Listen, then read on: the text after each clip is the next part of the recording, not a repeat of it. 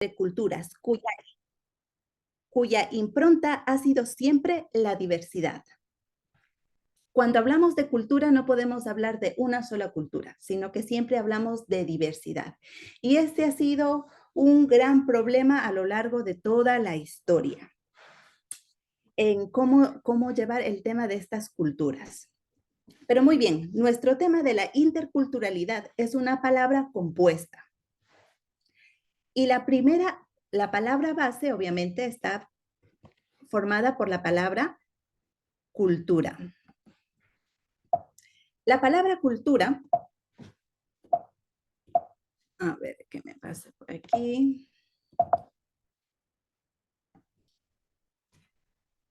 Vale, la palabra cultura viene del griego cultus.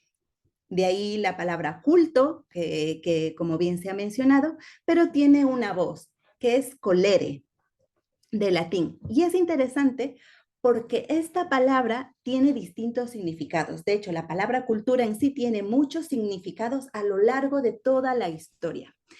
Colere, en un principio, podía significar habitar. La otra podía tener el significado de cuidar del campo y la otra de honrar con adoración. Interesante, sobre todo la última. Obviamente, como bien sabéis, las palabras con el uso y el desuso van también cambiándose. Entonces, para la palabra habitar, después pasó a llamarse colonus, o lo que hoy conocemos como colonia, que hace referencia al habitar y viene del término cultus, cultura. No nos perdamos de ahí. El cuidado del campo pasó a llamarse cultivo y el honrar con adoración, ¿cuál sería la palabra? Culto, que hasta la fecha lo tenemos del día de hoy. Y todas estas tres palabras, culto, cultivo, colonia, vienen de una misma raíz, que es cultura, cultus. Genial. A lo largo de la historia, como bien os he dicho, esta palabra ha tenido muchísima variación. En la Edad Media, el término de cultura se refería exclusivamente al ámbito ganadero o de cultivo. O incluso se llegó a denominar ciertas parcelas, ciertos trozos cultivados como cultura. Esta es una gran cultura, refiriéndose a un trozo de tierra. Después pasó a llamarse a la acción misma de cultivar. De hecho, los romanos la palabra cultura la empleaban para lo que hoy le llamamos el cultivo, pero también para el culto a distintos dioses.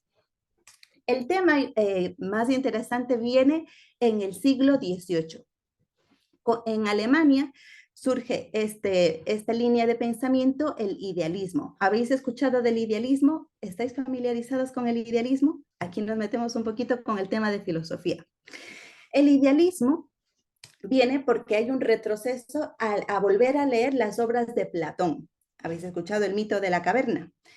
Que expresa de que lo real, lo verdadero, es aquello de las ideas, que nosotros solamente vivimos en las copias.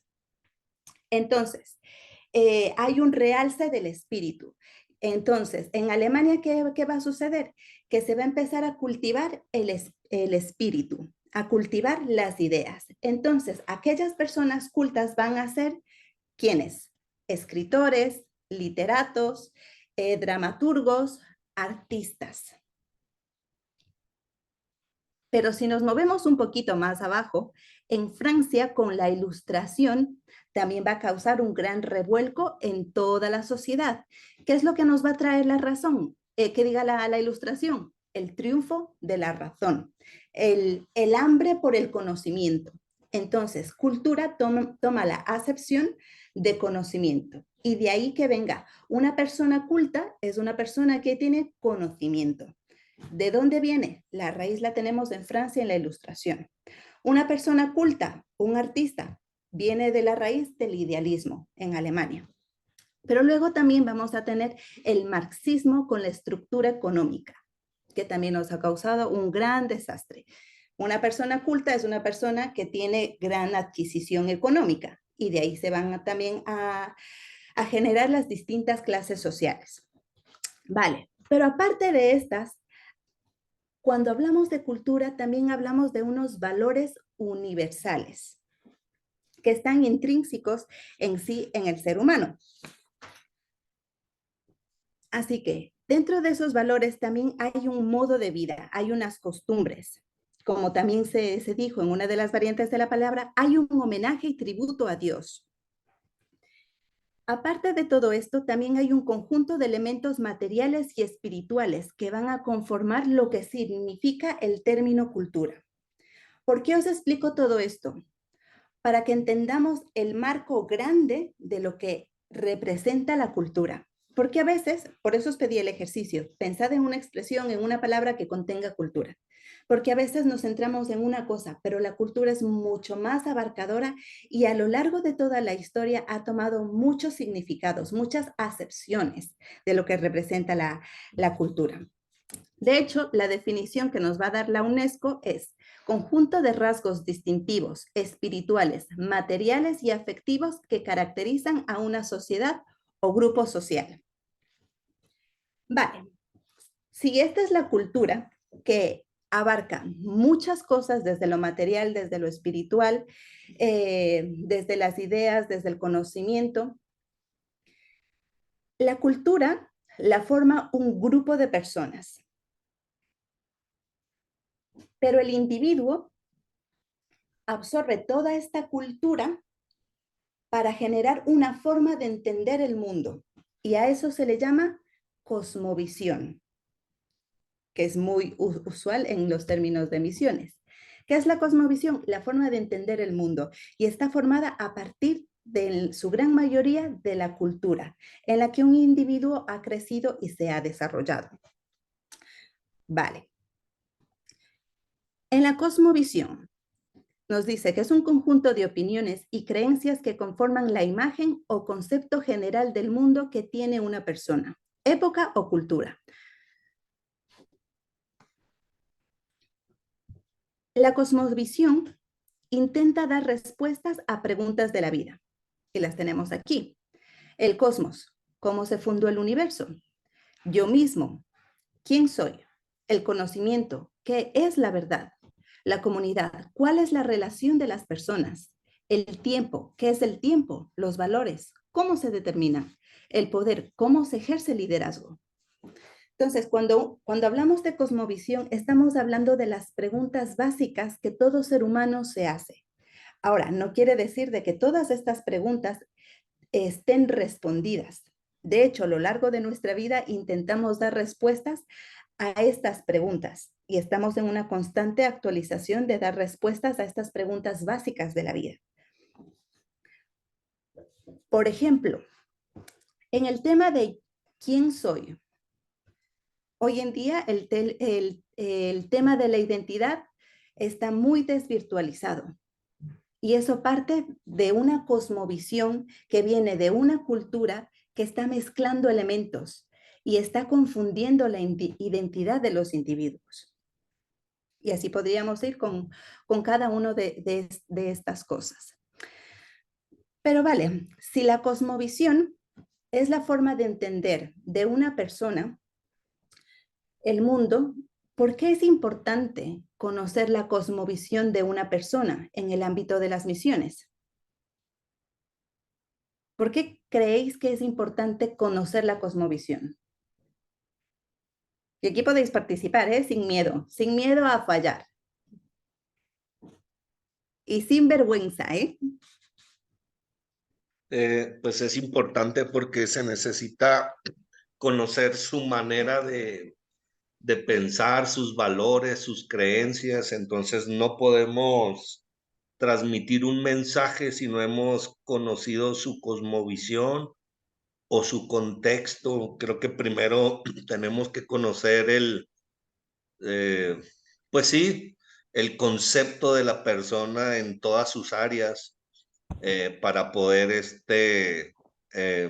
adaptar o relacionarse con el grupo étnico o con la persona que vive en cierta cultura.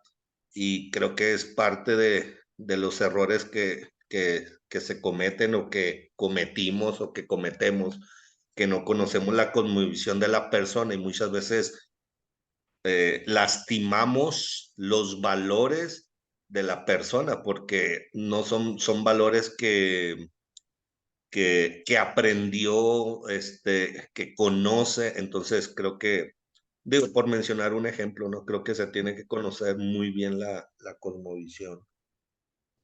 Sí, y ahora, conocer la cosmovisión de una persona, ¿es fácil? Para nada.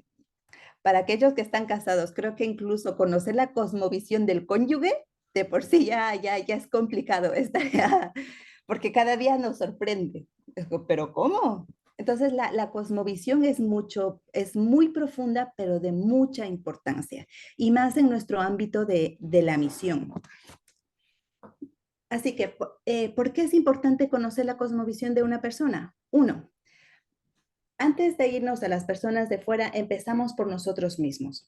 Creo que es importante que nosotros mismos identifiquemos y conozcamos cuál es nuestra cosmovisión. Y como bien decía, ¿cómo se forma esta cosmovisión? Muchas veces, de hecho, muchas veces no. La gran mayoría de nuestra cosmovisión viene formada por nuestra cultura. Y ahí tendremos que hacer un alto y analizar esa cosmovisión y compararlas con nuestras creencias bíblicas. Porque nuestras cosmovisiones, aun para aquellos que hayan nacido en un hogar cristiano, pueden variar de las creencias bíblicas. Así que de hecho aquí os hago una invitación a que cada uno pueda averiguar cuál es su propia cosmovisión. ¿Cómo? Pues apuntaros estas preguntas y responderlas desde vosotros mismos. ¿Cómo creéis que se fundó el mundo? ¿Cómo creo yo que se fundó el mundo? ¿Quién soy yo? ¿Cómo me defino yo? ¿Qué es la verdad para ti? ¿Cómo crees que se dan las relaciones entre las personas? ¿Qué es el tiempo? ¿Cuál es el valor que le das al tiempo? ¿Cuáles son tus valores? Y no los valores que dice la iglesia o que dice mi cónyuge o que dicen mis padres. Mis valores. El poder. ¿Cómo se ejerce el liderazgo? ¿Qué es lo que yo creo acerca del poder? Hacernos esta clase de preguntas nos va a ayudar a identificar un poco cuál es nuestra cosmovisión, porque nuestra cosmovisión va a determinar nuestra forma de comportarnos y de actuar. Y es clave identificar qué cosas son culturales, pero qué cosas también vienen de los valores bíblicos. Pueda que en la cultura haya valores bíblicos, pero hay otras cosas culturales que no necesariamente están vinculados con las creencias bíblicas.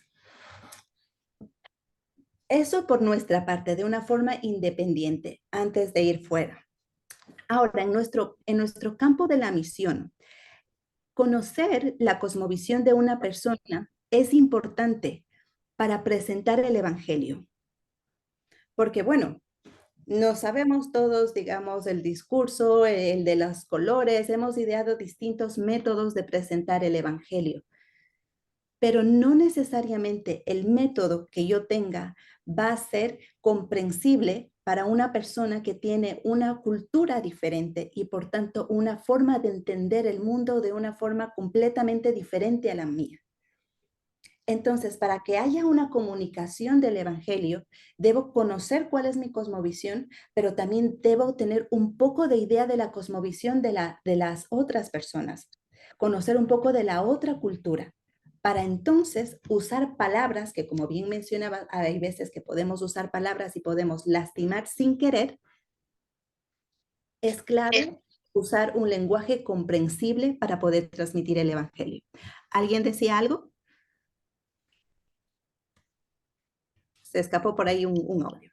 Vale, no pasa nada. Y si no, también aquí se levanta la mano o se habla. 3, conocer las creencias subconscientes de las personas. Y eso, por ejemplo, como os decía, es un buen ejercicio emplearlo para nosotros mismos, porque muchas veces actuamos, pero no sabemos que nuestro proceder o nuestro actuar viene por creencias que están en nuestro subconsciente y no nos damos cuenta. Identificar las nuestras va a ayudar también a poder percibir las de las otras personas. 4, Saber qué aspectos de las creencias y prácticas necesitan ser cambiados. Y aquí esto es clave con el Evangelio. Podemos creer, por ejemplo, creer en el machismo, por poner un ejemplo. Pero si lo llevamos a la luz de las escrituras, ¿qué cosas necesitarían ser cambiadas? Es un tema muy amplio. Entonces, llevarlo a la luz de las escrituras nos puede ayudar a cambiar nuestra cosmovisión, nuestra forma de entender el mundo y después nuestro comportamiento. Por eso es importante plantear nuestra cosmovisión a la luz de las escrituras, porque de lo contrario, cuando hacemos misión, corremos el riesgo de transmitir no el mensaje del reino, sino el mensaje de mi cosmovisión, de mi cultura. 5. La conversión sin un cambio de cosmovisión lleva al sincretismo. ¿Sabemos qué es el sincretismo? El sincretismo es una mezcla de religiones. Entonces, si yo tengo una religión, pero aprendo o soy expuesta a otra religión, puedo decir, ay, pues el hecho por ejemplo, no ir a la iglesia porque lo aplican en tal religión, me gusta, pues lo voy a aplicar para mí porque me gusta y porque me resulta cómodo. Entonces, el mezclar estas religiones es lo que tiene el sincretismo. En el caso del Evangelio, cuando el Evangelio realmente ha surtido efecto, va a cambiar la cosmovisión, porque el Evangelio es palabra de Dios y es palabra viva, y por tanto va a transformar esa cosmovisión. Cuando no hay un cambio en la forma de entender el mundo, simplemente hemos mezclado conocimiento. Y tenemos que tener cuidado con eso, porque estamos expuestos a mucho conocimiento y podemos mezclarlo con lo que ya tenemos. Pero el Evangelio va a dar un cambio en la cosmovisión. Ahora, adentrándonos ya en nuestro tema de la interculturalidad. Culturalidad viene unida con varios prefijos, que como bien os pedí en la tarea de las preguntas, os hacía las preguntas de ¿cuál es la diferencia en multiculturalidad, pluriculturalidad e interculturalidad? He visto algunas respuestas, muy bien, de hecho me faltaban varias respuestas, pero bueno. Con multipluriculturalidad. Estos prefijos se refieren a variedad. Y aquí abro el tiempo. En vuestras investigaciones, explicadme qué habéis entendido con multiculturalidad. Sin miedo, ¿eh?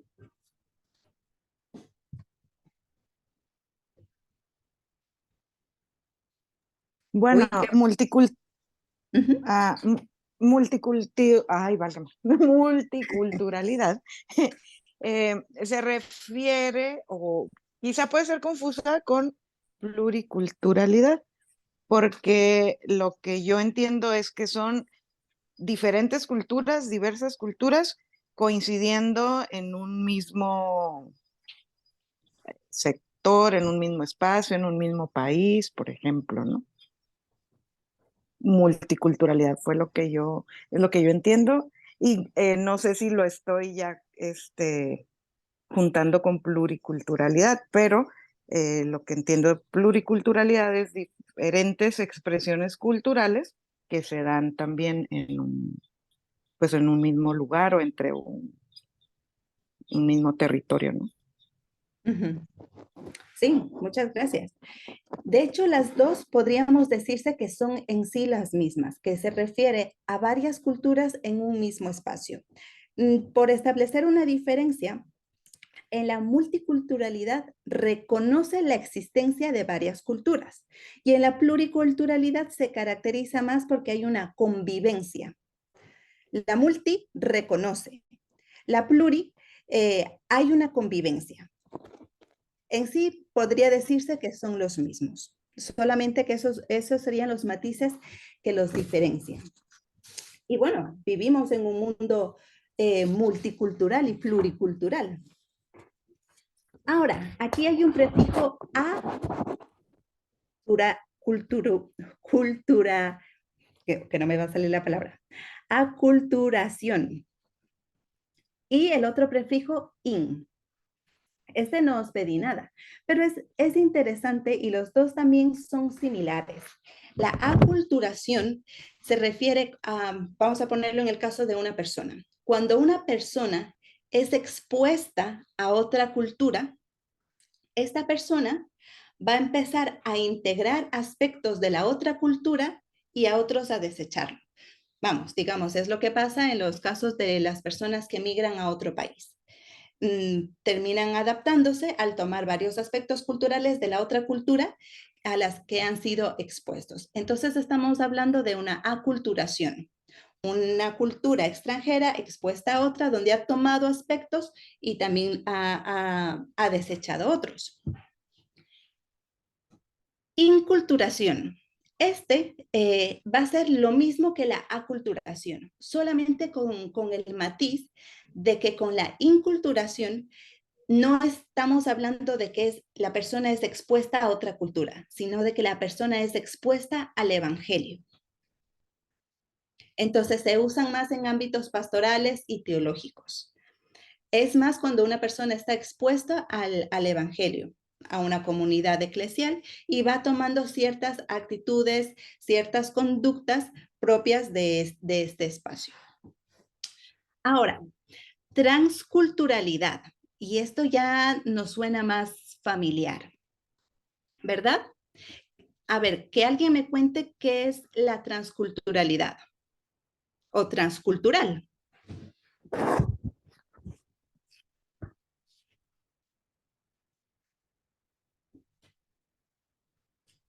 Perla, venga, que te veo con ganas de hablar.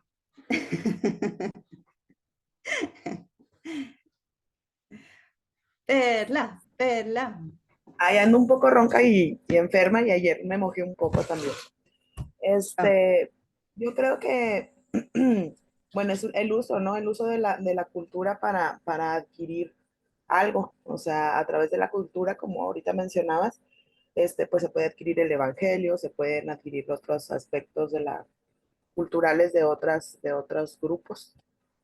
No sé, eso me suena. Vale, gracias. Sí, trans. ¿Qué quiere decir este prefijo? Al otro lado, a través de. Y de hecho, ha sido bastante usual junto a misiones transculturales. Especialmente el término misiones transculturales ha sido usado en Latinoamérica para diferenciar del evangelismo. Por hacer ese matiz, las misiones quiere decir el salir fuera, el ir a otra parte. Entonces, para diferenciar del evangelismo se le ha puesto el segundo nombre, transcultural, para diferenciar misiones del evangelismo. Esto es una situación que pasa específicamente en Latinoamérica, porque de hecho, en una conferencia se definió que el misionero es un discípulo que, llamado por Dios y enviado por él a través de la iglesia local, cruza barreras geográficas y o culturales a fin de comunicar todo el evangelio, ya sea para el establecimiento o el crecimiento integral de la iglesia. Esta fue en una reunión de Convivan Internacional en 1986. Entonces, a partir de esta definición de misionero, también se le va a adjudicar el término de misiones transculturales para hacer el énfasis de que traspasa un borde geográfico. Ahora bien, transcultural. ¿Cuál es el problema que nos presenta el término transcultural? Habíamos visto que en el multi y pluri se habla de que varias culturas existen, habitan en un mismo espacio. En el caso de la transculturalidad, se refiere a que solamente al hecho de que una persona es expuesta a otra cultura, ha pasado de una cultura a otra cultura, pero ya está. Y aquí es interesante y, y os voy a poner un ejemplo de la cosmovisión. En el caso de Latinoamérica, y me incluyo yo nací en Ecuador, así que soy latinoamericana, crecí aquí en España, tengo también cultura española y tengo un mix. De hecho, mi acento se mezcla entre el latino y el español, podría decirse. Vale. En, en nuestra cultura latinoamericana, ¿cómo hemos recibido el Evangelio? ¿Cómo se recibió en un principio el Evangelio?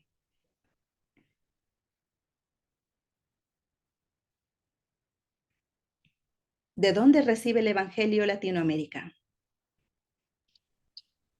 Bueno, a lo que sabemos, se recibe por imposición más que por evangelización. Ujú. Gracias, es cierto. El Evangelio viene a través de las conquistas españolas y viene siendo por imposición. Y ese es un dato muy interesante, porque Latinoamérica recibe el Evangelio por imposición. Y eso nos ha creado una cultura. Y os explico por qué es muy interesante. El Evangelio nos llega por imposición. Cuando un latinoamericano sale al campo misionero con el Evangelio, ¿qué es lo que pretende hacer? Vale, comparte el Evangelio. Imponer. Por lo Exactamente. regular, cuando se sale a una misión, no se trata de evangelizar, tratamos de imponer nuestras ideas, nuestra propia cosmovisión, rompiendo la cosmovisión de otras personas, porque queremos que piensen y hagan y sientan lo mismo que nosotros. Esa es una de las realidades en Latinoamérica. Ujú, exactamente. Y esa forma de actuar, de imponer el Evangelio, viene ¿por qué? Por nuestro bagaje cultural. Latinoamérica recibió el Evangelio por imposición y es un bagaje cultural que tenemos, no es bíblico. Hemos recibido el Evangelio, sí, pero no es bíblico. Lo recibimos culturalmente por imposición. Y obviamente, al recibirlo por imposición, y aquí entran también las otras categorías de cultura, vemos, digamos, a los europeos norteamericanos con un matiz de superioridad. Intrínsecamente eso lo tenemos en Latinoamérica. Pero vale, cuando nosotros, el latinoamericano, lleva el Evangelio, ya pasa de su nivel, digamos, inferior a un nivel superior. ¿Por qué? Porque se cree poseedor de la verdad. Y al ubicarnos en esta posición de ser poseedores de la verdad, porque yo conozco el Evangelio, entonces yo estoy superior al que no conoce el Evangelio. Entonces, ¿cuál es la relación? Imposición. Y repetimos los mismos patrones culturales que tenemos en nuestro bagaje. En, la en las misiones transculturales, ¿qué es lo que hemos hecho? Llevar el Evangelio a otras naciones, pero eso, literalmente, llevar el Evangelio. Y como hemos dicho, imponer. Al posicionarnos como superiores y al ver al otro, a la otra cultura, como inferior, obviamente desprestigiamos toda su cultura. Por tanto, incluso decimos, uy, no me voy a mezclar con el mundo. Uy, esas cosas son paganas. Y incluso hasta satanizamos a las otras culturas. ¿Por qué? Porque me he posicionado en una postura superior. ¿Y qué es lo que hace lo transcultural? Vale, cruzas la frontera, pero ya está. No hay relación con la otra cultura, porque tomar cosas culturales ya serían influencias paganas, ya serían mezclarnos con el mundo.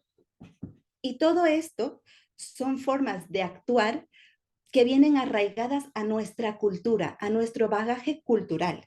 Y no necesariamente digo que tú hayas recibido el Evangelio por imposición, pero es un bagaje cultural que tenemos como comunidad latinoamericana y que tenemos obviamente que revisarlo. Y aquí es donde resalta el término de la interculturalidad. ¿Por qué? ¿Qué es lo que propone la interculturalidad? Propone el diálogo. que no nos quedemos únicamente en el traspasar fronteras, sino en el que dialoguemos con las otras culturas. En la transculturalidad nos quedamos en el simple hecho de que este es el evangelio, pero yo no quiero nada de tu cultura. No, en la interculturalidad es una invitación a dialogar, a escuchar a la otra cultura. Y algo fascinante que nos enseña la historia sobre la cultura es de que la cultura es un organismo vivo que a medida de que las circunstancias han ido cambiando su concepto también. Y esto surge a partir de la interculturalidad, cuando hay una relación entre culturas. Así que si tendríamos que definir al inter, que es el prefijo de esta palabra, es la relación entre culturas, un diálogo que se haga con respeto, con tolerancia. ¿Qué quiere decir eso? Que vale, yo voy y tengo que asumirla para mí, no necesariamente, porque para eso tenemos un filtro. Quiero dar un espacio y no sé si Chuy, podemos ponernos ahora en pequeños grupos. ¿Cuántos somos?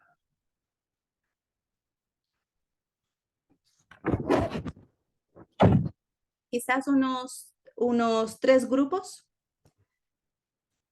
Y en estos grupos, ¿qué vamos a hacer? Tenéis las notas de las preguntas de la tarea que teníamos para hoy, ¿verdad? No sé si la has podido responder, algunos sí, pero quiero que cada uno lea sus respuestas, porque en las respuestas que he leído, que son bastante buenas, algunas se complementan y quiero que cada grupo haga su propia definición de lo que es la interculturalidad.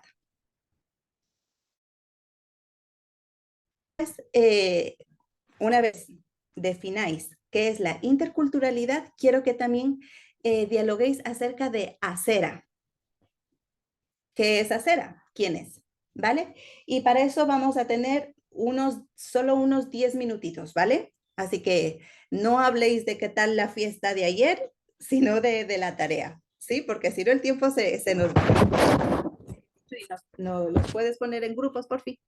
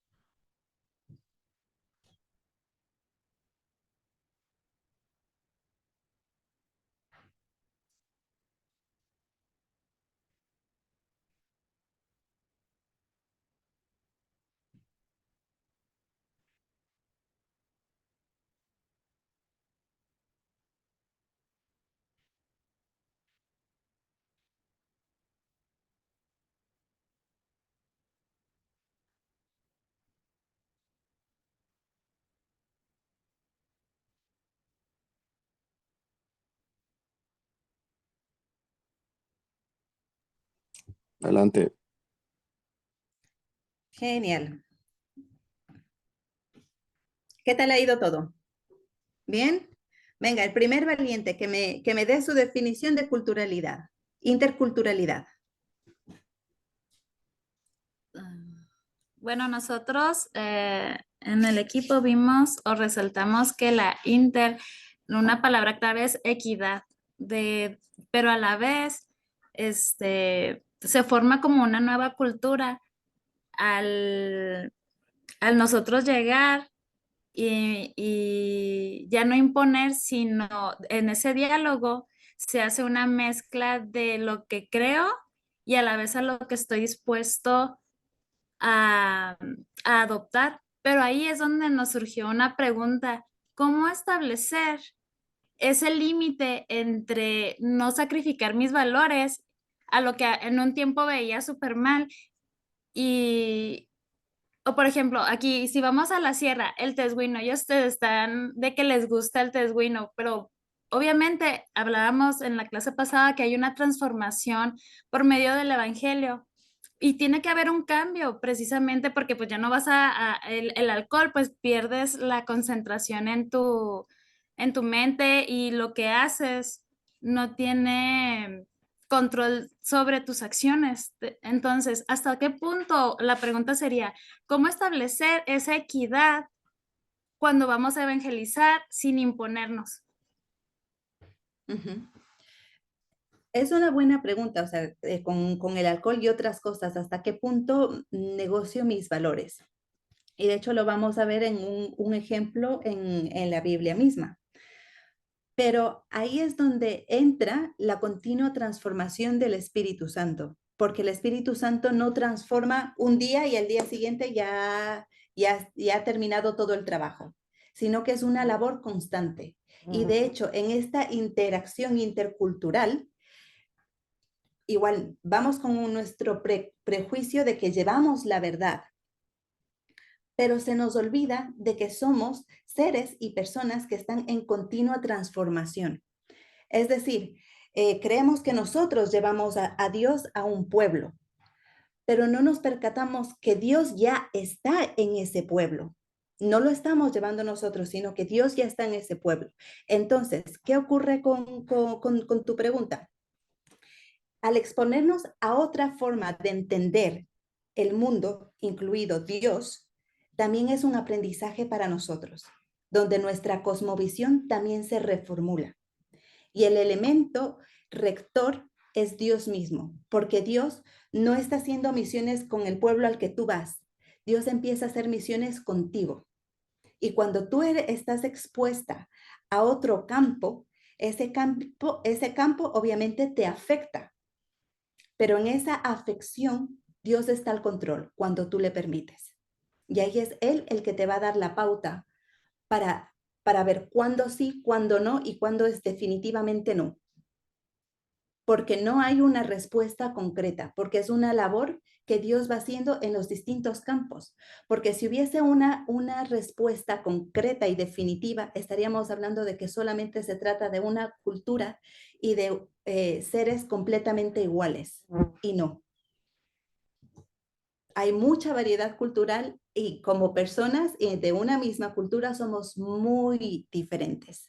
Y por tanto el Espíritu Santo también obra de forma diferente. Entonces, cuando te encuentras en un campo, el Señor también está trabajando contigo, porque la misión no es que yo llevo a Dios, sino que Dios empieza a trabajar conmigo para que el mensaje de Dios sea expuesto a la gente alrededor.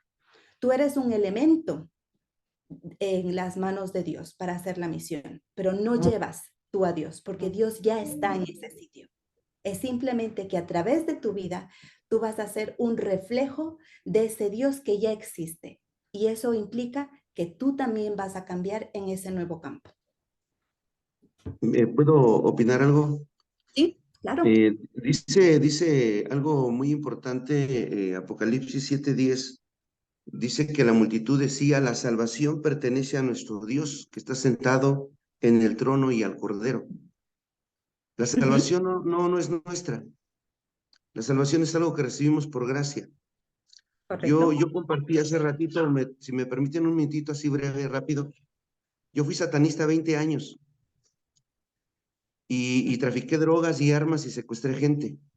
Yo no creía en Dios y nunca acepté a Dios y un día cuando tuve muchos problemas, estuve a punto de morir varias veces, una situación muy difícil en mi vida, me quise matar 4 veces y yo les comento, yo de niño mi mamá me llevó 2 años a la iglesia y me fui al mundo. Y cuando yo me casé por la iglesia, he estado postrado frente a una imagen, vino a mi mente algo y le dije, Dios, mira dónde estoy.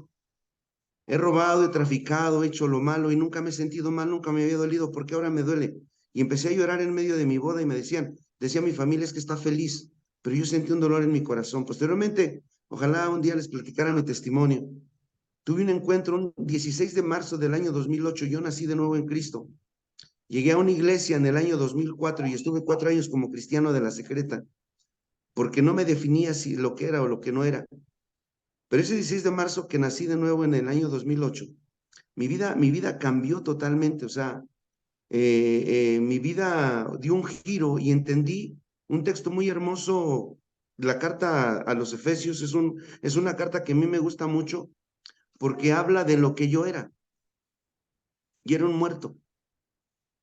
Entonces, ahora que Dios me lleva por diferentes lados compartiendo el Evangelio, no llego a imponer lo que yo creo, sino entender lo que la persona va a hacer en mi vida, porque Dios me va a perfeccionar a través de todas las personas que estoy conociendo como ustedes. Porque el pensamiento de Dios no es solamente que yo sea salvo, que sea justificado, que nazca de nuevo, que conozca la palabra, no, el objetivo de Dios, el verdadero objetivo de Dios es que yo viva en santidad, que yo sea santo y sin mancha, pero que yo tenga y alcance la estatura de varón perfecto que es Cristo. Esa es la visión de Dios, que todos los hombres alcanzamos la estatura del varón perfecto que es Cristo, la santidad, la perfección, porque sin santidad nadie verá al Señor. Y entonces, esto es algo bien importante. Cuando nosotros entendemos esa parte, yo les comentaba hace rato en el grupo, que una vez en un rito que iba yo a hacer, decía en una de las notas, procura que el rito que vas a hacer no sea sobre la tumba de un verdadero cristiano. Y decía, verdadero cristiano. Y yo dije, bueno, ¿por qué? Nunca lo entendí. Descendí hasta el 5.º escalón del satanismo, no descendí hasta los 7 escalones que tenía que descender para ser maestro. Pero yo vi poder en el satanismo, yo vi un poder tan grande, yo lo voy a decir, dirán, está loco este hombre, pero yo tenía 2 guardianes y yo veía cosas, podía yo levitar en el aire, o sea, vi un poder tan grande, pero ahora que yo tengo una relación con Cristo, les voy a platicar rápidamente, 16 de septiembre del año 2017, Dios me permitió orar por una persona y ni yo estaba en mis planes, que estando muerta se levantó.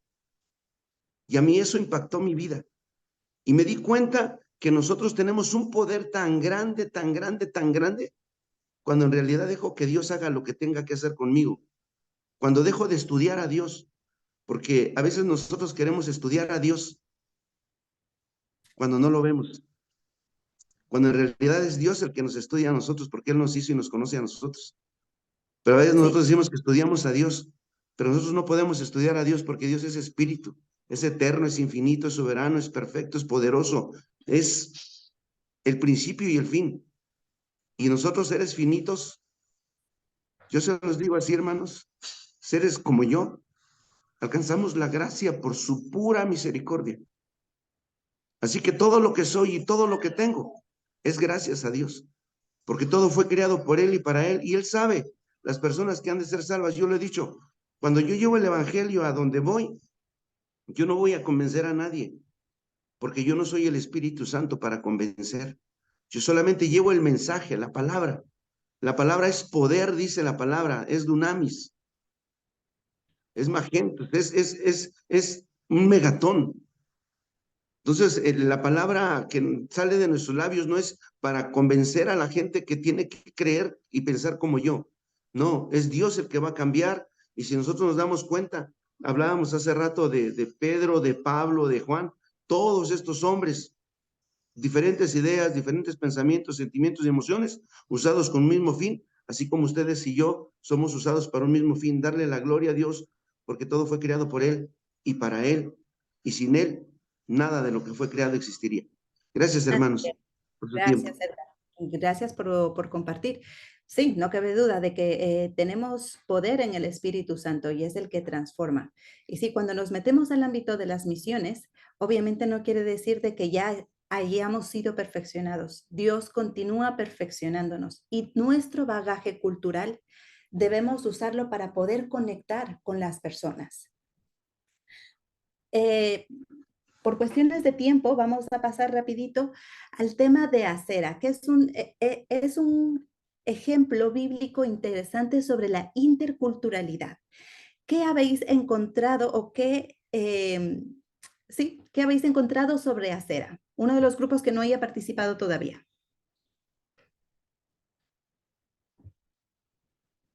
¿Quién es o qué es acera?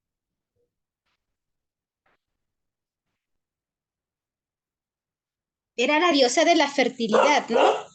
En aquel entonces. Dios de fertilidad. ¿Algún otro significado que alguien haya encontrado aparte?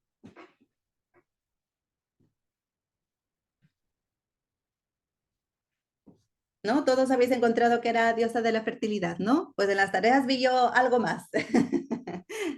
También Pero decía que era la madre de todos los dioses, ¿no? vale, madre de todos los dioses. Sí, es una figura, una deidad que tenemos en el Antiguo Testamento.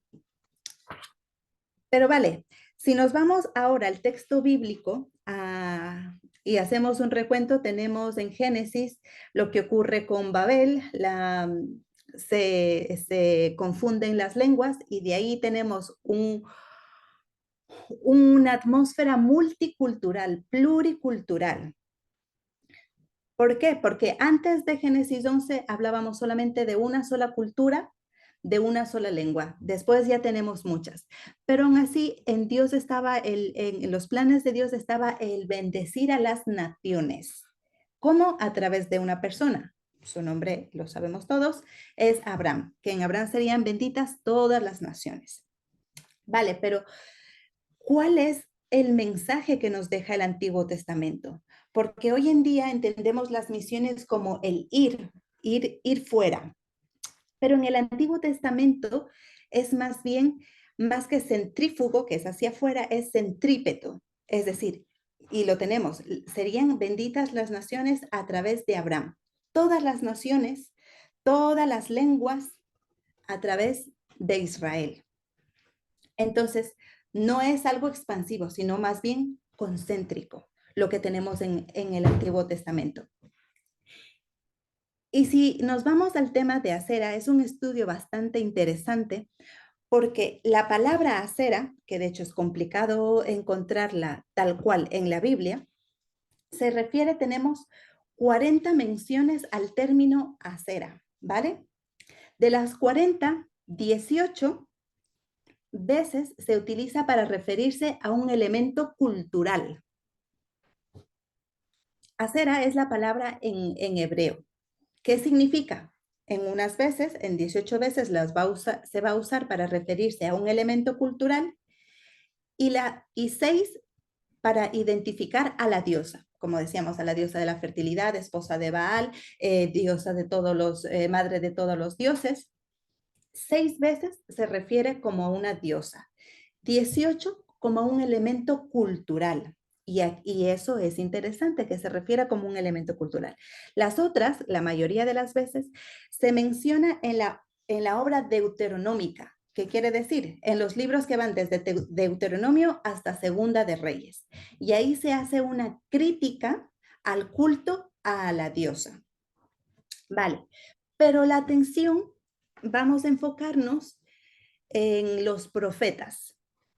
Los profetas, que digamos que no sería el cuerpo deuteronómico, hacen referencia a Acera como un elemento cultural o como la diosa, pero no hay una crítica específica al culto mismo de la diosa.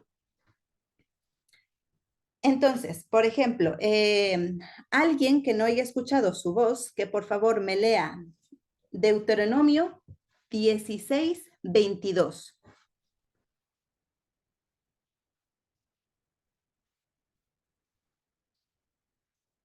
Si hay una Reina Valera, si hay otra versión, necesitaría por lo menos unas 3 versiones. Así que otras 3 personas que también lo busquen. Amén. ¿Vale? Ni te levantarás estatua la cual aborrece Jehová tu Dios. Vale. ¿Tenemos alguna? ¿Qué versión es la tuya, Lili? Es Reina Valera 1960. Vale, muy bien. ¿Otra versión? ¿Quién tiene otra versión? No levantes piedras de culto pagano, pues esto le repugna al Señor su Dios. Es Dios habla hoy. Vale, gracias. No levantes piedras.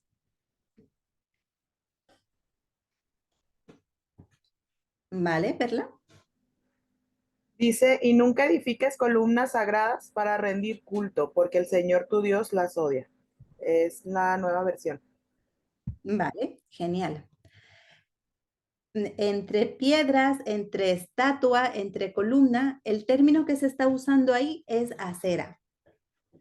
Y llama la atención en los estudiosos que han hecho un estudio profundo sobre este término, nos señala de que cuando, y aquí vamos a hacer un repaso bíblico, el pueblo conquista la tierra de Canaán, la tierra prometida.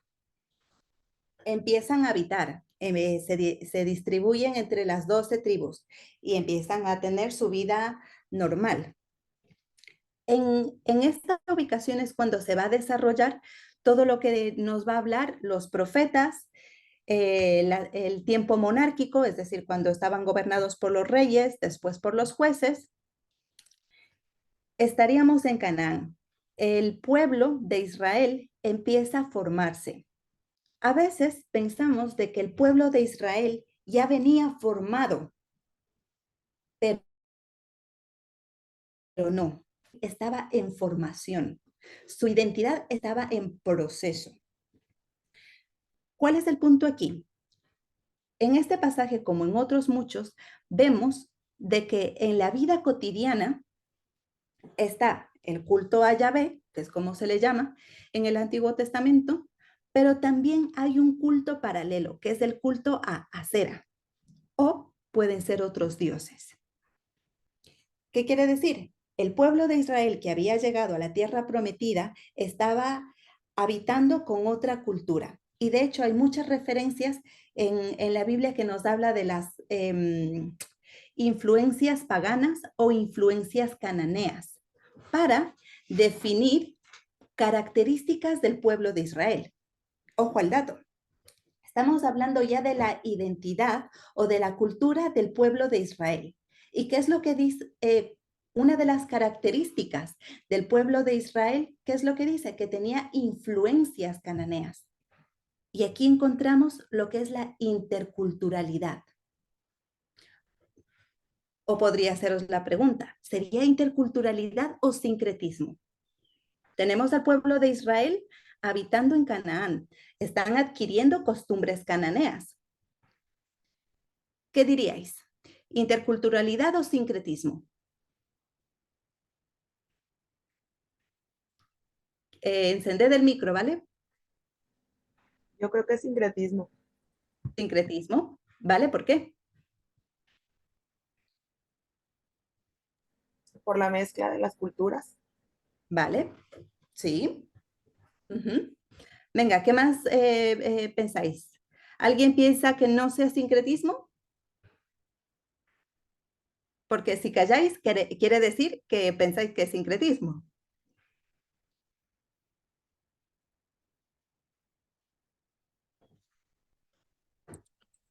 Sí, es sincretismo, en mi opinión, porque no solamente adoptaron la cultura, pero adoptaron una parte de la cultura de los cananitas, pero con un sentido religioso, y ahí es donde está el sincretismo.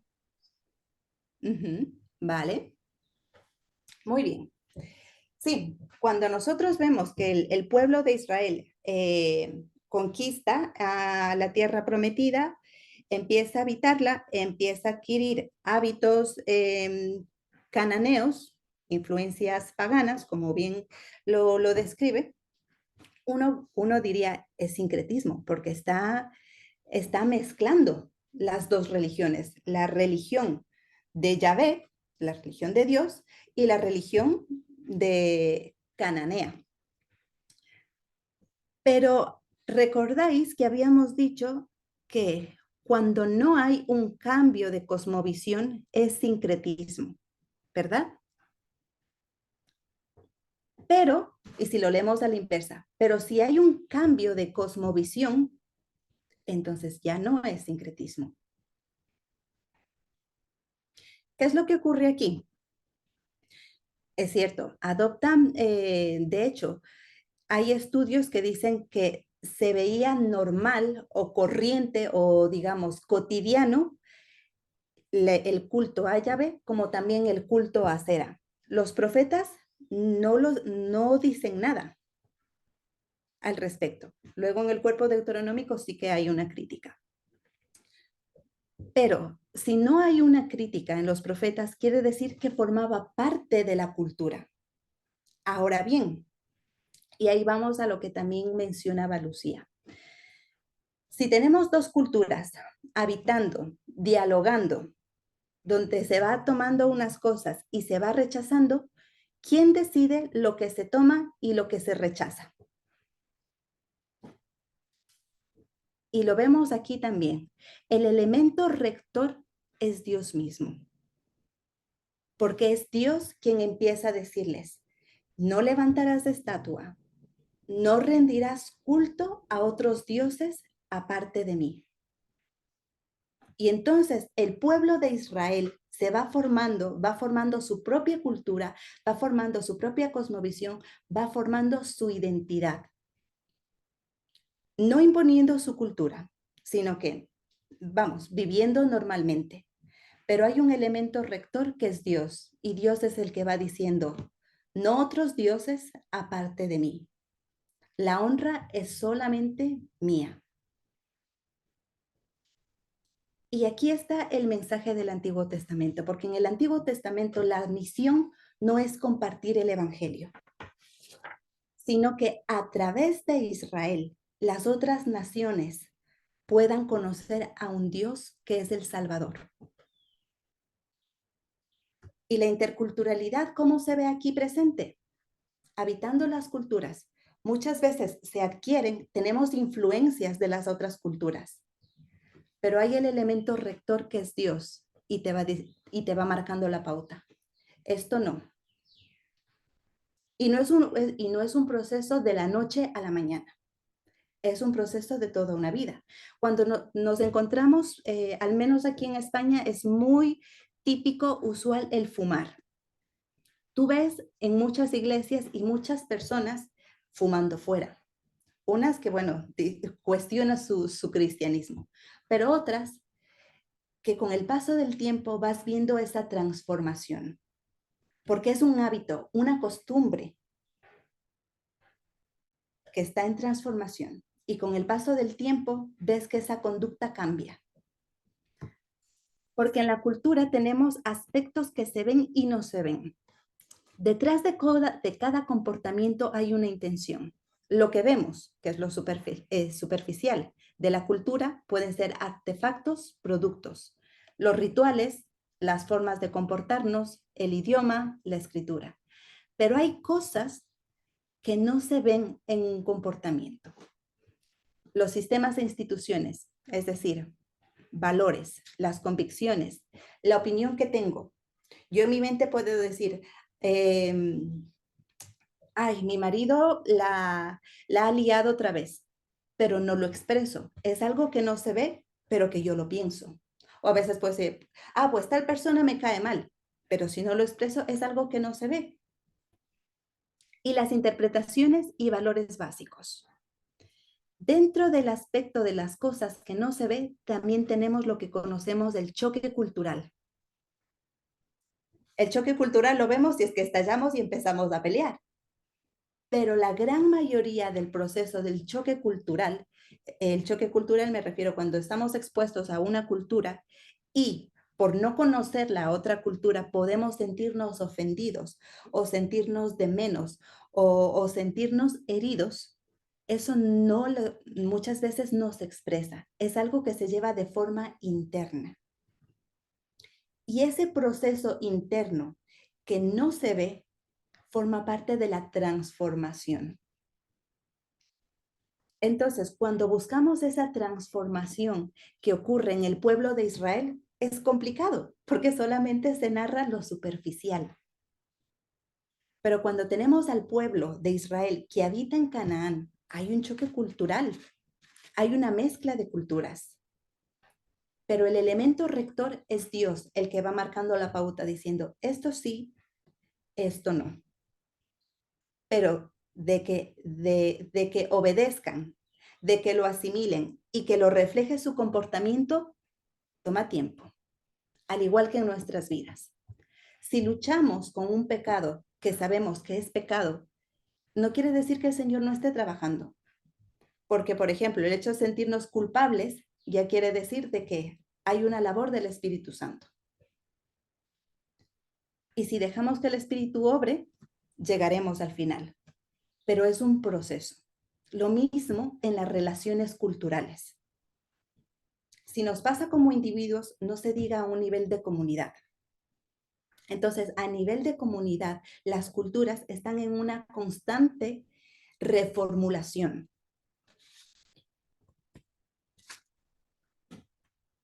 Así que, las naciones debían conocer a Jehová como a un Dios de los judíos. A ver. No como a un Dios de los judíos, sino como al Dios único, el solo digno de ser adorado y buscado, como dice Salomón en la dedicación del templo. Cuando ese extranjero venga y ore en este templo, óyelo tú desde el cielo donde habitas y concédele cualquier petición que te haga. Así todos los pueblos de la tierra conocerán tu nombre y al igual que tu pueblo Israel, tendrán temor de ti y comprenderán que en este templo que he construido se invoca tu nombre.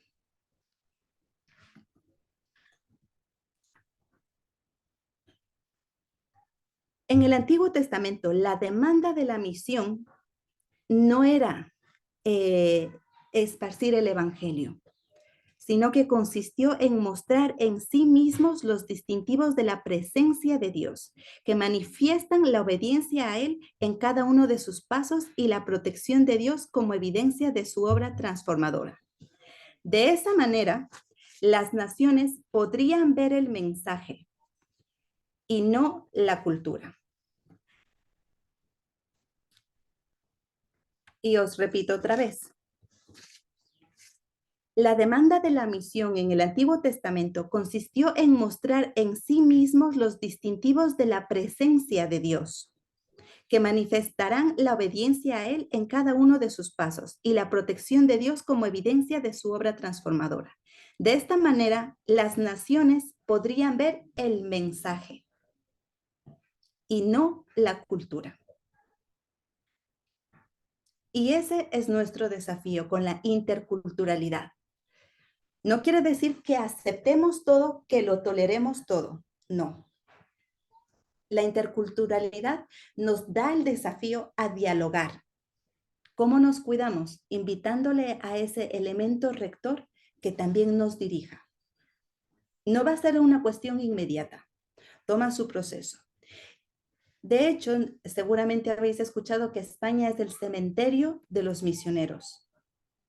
Y es algo que a mí me duele muchísimo. A España se le ha conocido como el cementerio de los misioneros, porque generalmente el misionero ha llegado aquí a imponer una religión. Y el español es muy cabezón, muy cabezota, muy cerrado. Yo soy católico y punto. Digas lo que digas. Muy cerrado. Incluso podría decirse que hasta racista. En una época específica en España, ser español era igual a ser católico. Entonces, con ese marco cultural, cuando las misiones han llegado a España, han esperado resultados inmediatos, como ocurre en Latinoamérica. Tú vas, predicas, se levanta una mano, se levanta otra, hay nuevos convertidos. En España no. De hecho, tenemos el caso de, para establecer una iglesia de 20 miembros, ha tomado 15 años. Para tener un convertido estamos hablando de un promedio de 5 años. En ese proceso, muchos misioneros se han dado por vencidos, porque la imposición no ha funcionado. Para que un español llegue a conocer el evangelio, el misionero ha tenido que meterse en la cultura, hablar su idioma y entonces poder cambiar esa cosmovisión. Y eso es un proceso de tiempo. Así que las misiones no es una cuestión de ya. ¿Sabes qué palabra me viene a la mente con esto que me estás diciendo? O sea, como misioneros o como para que se logre poner esto, para mí se me está haciendo muy, muy, muy difícil porque me da la palabra, sí puedo definir, es que vulnerabilidad, o sea, la persona o el misionero queda totalmente expuesto. Y quieras o no, pues vas a salir lastimado. O sea, yo sé que o sea, se me hace muy difícil porque sí entiendo lo que dices de depender de Dios, pero igual quedas muy, muy vulnerable a la situación, a lo que tienes que enfrentar, a lo que vas a tener que ceder. O sea, se me hace que qué difícil. Sí, sí, y tienes toda la razón. Porque las misiones, nuestro objetivo en misiones, cuando hablamos de misiones, nuestra mente se va afuera, pero la misión empieza por uno mismo, porque es el mensaje que tiene que resplandecer en nuestra vida. Es a lo que nosotros llamamos un estilo de vida que refleje a Dios. Lo decimos muy fácilmente, pero como bien dices, Lucía, implica mucha vulnerabilidad, implica lágrimas. Porque dejar nuestras costumbres, dejar nuestro bagaje, dejar nuestras creencias nos puede hacer sentir inestables, incluso hasta un punto de ¿quién soy? Cuando llegamos a un punto incluso de crisis de fe, dices, ostras, lo que he creído entonces no era cierto. Tu identidad se ve afectada, pero ahí va a depender en quién confías. Y obviamente es un proceso que si dejamos a Dios actuar, vas a ser transformada por el Espíritu Santo. Pero las misiones, y lo vemos en el Antiguo Testamento, no empiezan allí. Las misiones no es en el ir, sino las misiones empiezan en uno mismo. No es centrífugo, sino centrípeto como lo vemos en el Antiguo Testamento. Empieza una transformación nuestra y las transformaciones no son fáciles. Implican mucho dolor, cambio de cosmovisión, análisis de cultura, implementar los conceptos bíblicos y no conceptos cristianos mezclados con cultura, que muchas veces lo tenemos. Porque creemos que tenemos principios bíblicos, pero a veces son principios culturales que tomaron un aspecto bíblico. Y todo eso es cuando tú decides servirle al Señor, el Señor va depurando, va tratando en ti. Y ese trabajo que el Señor hace en ti es el que va a ver el resto de las naciones. Porque entonces dejas de transmitir cultura y el que brilla es Dios. El mensaje es Dios y no la cultura. Y como bien lo has dicho, ese es el punto esencial de las misiones. ¿Qué es doloroso? Sí. Jesús también no fue nada fácil morir en la cruz. Y las misiones no son fáciles, porque el trabajo empieza contigo. Y no solamente contigo, también empieza con tu entorno más cercano, tu familia. Y a veces dice, bueno, que me pase a mí lo que sea, pero a mi familia, el Señor también va a trabajar con tu familia y va a doler. Pero ese proceso es el que va a depurar la cultura y entonces se va a entregar el mensaje que es Él, la salvación en Él. Y entonces las naciones podrán honrar y rendir culto a un Dios y no a una cultura. Así que bueno, lo siento, no nos queda mucho tiempo para preguntas, pero ¿alguna pregunta? Si hay comentario, añadir. Con esto no Muy, quiero... muy rápido. Sí, sí, dale. Todo lo que estás platicando me recuerda lo que una persona una vez le escuché decir, que el evangelio es como una flor y la flor en sí misma es la flor, es la esencia, ¿no? Y la cultura es la maceta. Entonces, yo tengo mi maceta que me gusta, ¿no? Y que considero que es donde debe de estar esa flor y es bonita y ya la adorné y todo, pero a veces queremos llevar la flor con todo y maceta. Entonces él nos decía, es la flor sin la maceta. Es llevar la flor sin la maceta es la tuya y tú te la quedas, y en ese sentido como que cuestionar todas esas creencias que tenemos de lo que es bueno, lo que es malo, lo que es cultural, lo que no es cultural. Mencionabas ahorita de que en España muchas personas fuman en las iglesias y acá en México es un escándalo, o tomar, por ejemplo, es un escándalo a nivel pecado moral, y no nos hemos cuestionado casi nunca si realmente es eso o es algo cultural y es algo que obedece a, pues incluso a una cuestión de salud, ¿no? Tal como tomar Coca-Cola en exceso, comer azúcar en exceso. ¿Por qué a Dios no le agrada? Nada más porque dijo no fumes, no tomes. Bueno, no lo dijo, pero nunca lo hemos cuestionado el por qué, y a veces como que todo esto que estás comentando me invita a cuestionar todas esas cosas y definirlas, no aceptarlas, pero ver a la gente que las practica de una manera distinta, y se me hace muy, muy interesante. Es mucho lo que hay que pensar a raíz de lo que nos comentas. Muchas gracias. Sí. Y eso, de verdad, os animo. Es una experiencia muy bonita, porque a pesar de yo haber crecido en dos culturas, yo decidí servir al Señor y me he encontrado con estos choques culturales y los tengo. De hecho, mi marido es guatemalteco. Vivimos en España. Aquí se bebe vino. Cuando mi suegra viene a visitarnos y mucha cerveza. Y somos pastores de una iglesia. Cuando nos ve tomando una cerveza con otra persona, para Latinoamérica es un escándalo, como bien decías. Y claro, mi suegra se lleva las manos a la cabeza diciendo, pero ¿qué ha pasado con mi hijo y con mi nuera? Están en pecado y son líderes. Pero ha sido un proceso de ayudarle a entender la cultura y analizar cuáles son los puntos, como bien decías. El punto, obviamente, en Latinoamérica está mal visto porque no somos capaces de tomarnos una cerveza y ya está. La cerveza está vinculada con el emborracharse, violencia doméstica, que obviamente uno dice, pues no. Pero aquí es algo más social. Me tomo una cerveza como me tomo un agua y hablamos y ya está. Y la gente sabe cuál es su punto. Pero claro, hasta que no estás aquí, no lo experimentas, tienes ese choque porque claro, ahí hay un choque de creencias. Uf, están en pecado. ¿Qué está haciendo esta iglesia? Y ahí tienes que analizar qué es cultural y qué es bíblico. Lo incorrecto, obviamente, en este caso sería el emborracharse, el llegar a denigrar, el llegar a violentar. Pero todo me es lícito, mas no todo me conviene y todo tiene su medida. Y ahí, eso es lo que tenemos que también ser muy conscientes a la hora de sumergirnos en otras culturas. No podemos juzgar a otras culturas, porque la nuestra también puede ser juzgada. Y debemos dejar que el Espíritu Santo, que sea Dios el que nos pueda guiar en esa aventura.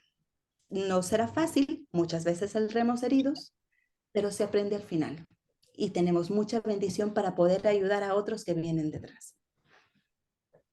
Bueno, perdón, yo creo que, bueno, yo fui alcohólico muchos años y yo ahora digo, para mí no es pecado tomar una cerveza, ¿no? No lo hago porque primero no sé tomar, por eso no lo hago. Segundo, pero tampoco me lo prohíben, no puedo hacerlo. Segundo, en México, el problema es de que si a mí como pastor me ven tomando, yo me vuelvo piedra de tropiezo para otros, porque dicen, pues mira, dice que es hermano y que no, y sí toma. Entonces, el otro problema, ¿no? Entonces, creo que es algo que también a nivel cultural a veces nos detiene, porque es cierto, creo que Dios, en realidad, yo le he dicho, si me tomo una cerveza no me considero un pecador, o voy a decir, oh, que ya caí en pecado y estoy condenado al infierno, ¿no?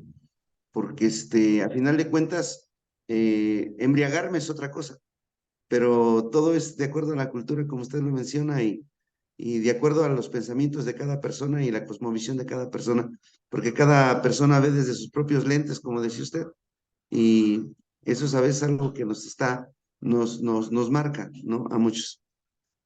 Sí, y algo y muy interesante que mencionas, que es algo, ser piedra de tropiezo.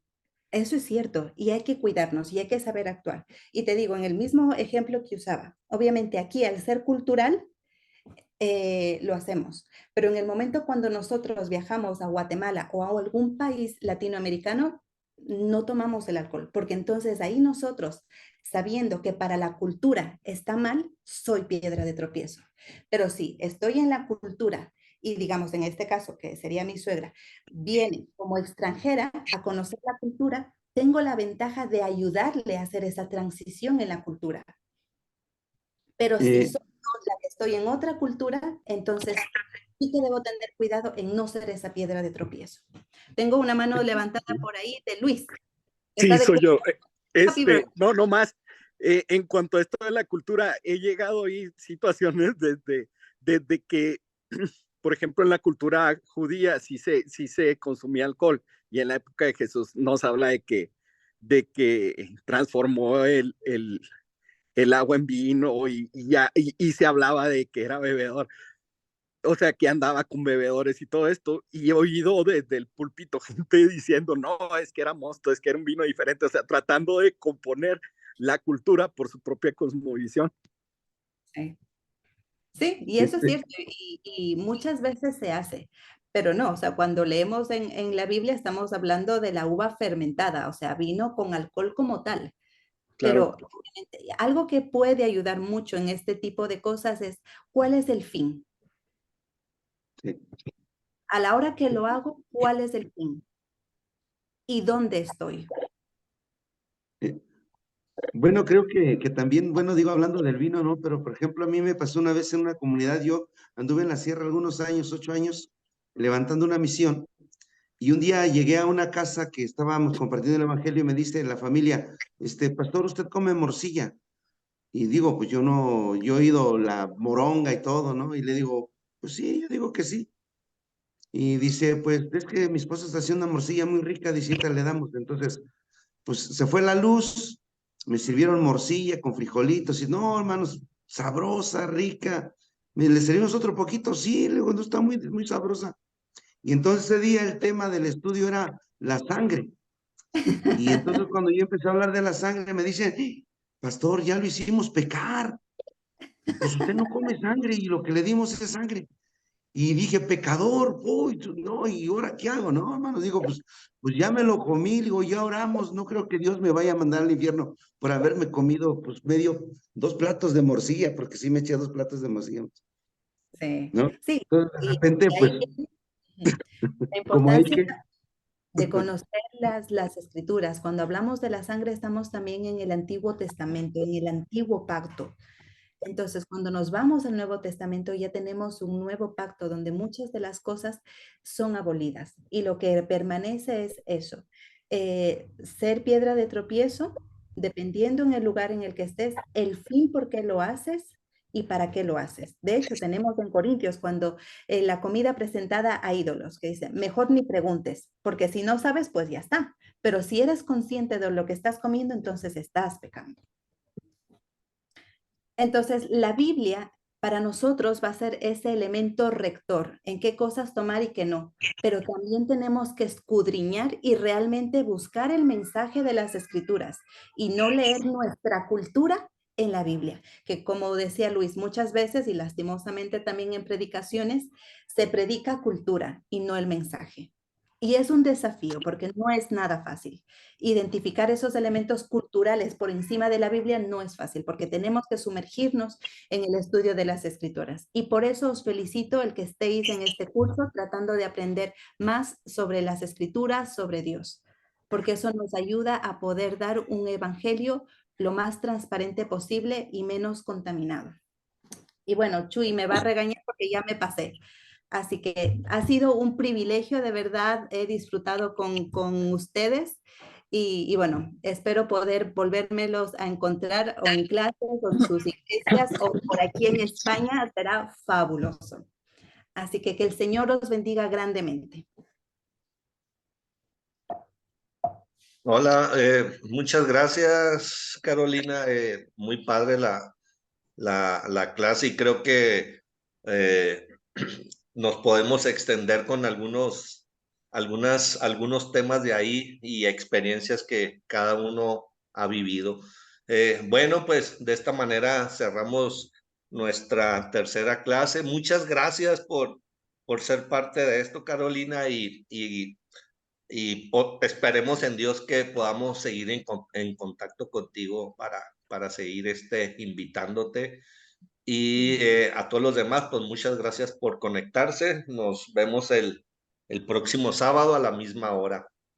Gracias. Y por Chuy, último, solamente quedaros con esto. Cada vez que el mensaje del Evangelio atraviesa una frontera, cada vez que echa raíces en una nueva población, cada vez que se predica en un nuevo idioma, la cuestión de la fe y la cultura vuelven a replantearse. Que el Señor os bendiga. gracias, muchas gracias. Bye. Feliz tarde a Muchas todos. gracias. Feliz día. Bendiciones. Feliz día. Que les bendiga en el día. Bendiciones, Gloria a Jesús.